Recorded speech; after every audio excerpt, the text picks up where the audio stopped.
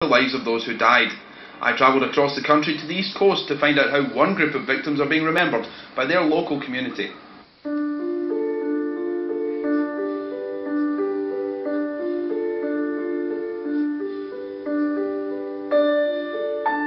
When Rangers met Celtic in the traditional New Year derby back in 1971, 5 boys from the small town of Markinch made their way to Glasgow for the match.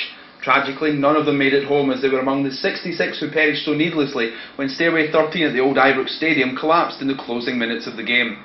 The disaster hit the community in this quiet corner of Fife hard, and even now, nearly 4 decades on, the loss of the teenage friends is difficult to accept.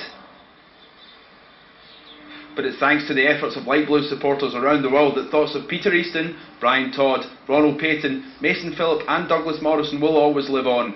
Keen to mark their passing ahead of the 40th anniversary of the Ibrox disaster in January, they recently raised enough money to present this memorial bench bearing their names to the local parish church. We've got about 5,700, I think is what we've raised. We started off going to sort of refurbish the memorial stone, and it just grew arms and legs. We decided we'd get a bench, we'd get some trees. We're honouring Nigel Pickup as well, and Margaret Ferguson, along with the 5 boys. And we got the bench put in, got it dedicated. It was all based on the internet. It was a poster called Kevger put up a photograph of the original stone, and I just decided, well, it's time. People in Fife basically got it cleaned up, and it didn't happen that way. It just grew arms and legs and become quite a massive thing. It was obviously a fitting time to have a new tribute to the boys, obviously, with the 40th anniversary coming up. Well, that was the main idea, was to get it done for the 40th. Obviously, it's come a bit sooner than that because of the weather. We want to try and get it done in the kind of summertime as opposed to waiting until the winter before we do it, but that was what it was based on, to get it done for the 40th anniversary. Yeah, of course, it's so long now since the Ibrox disaster, but memories for a lot of people here in Markinch are really fresh of what happened that day. Well, not just the people in Markinch. The people in Markinch, it's a hard village to get them to talk about it, to be quite honest. It is hard. That was the reason why it was done online, and the Rangers support as a whole, worldwide. The nations have come from everywhere and anywhere just to get this done, so it's a tribute for 5 boys. The most important thing of this was we got the parents involved in it, and we spoke to them, and that wasn't easy to actually speak to somebody that had lost their son and whatever in the disaster, but it was good that they turned around and they said that they were happy with what we were doing, so that made us happy as well.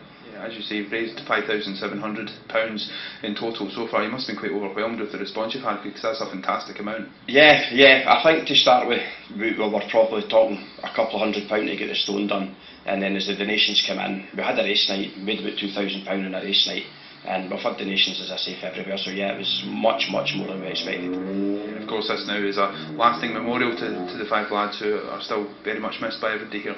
Yeah, well, that's the thing.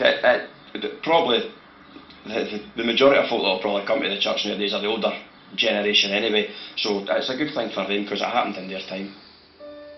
Rangers are making their own plans to remember who died this January, while additional money raised by fans will be used to restore an existing memorial stone.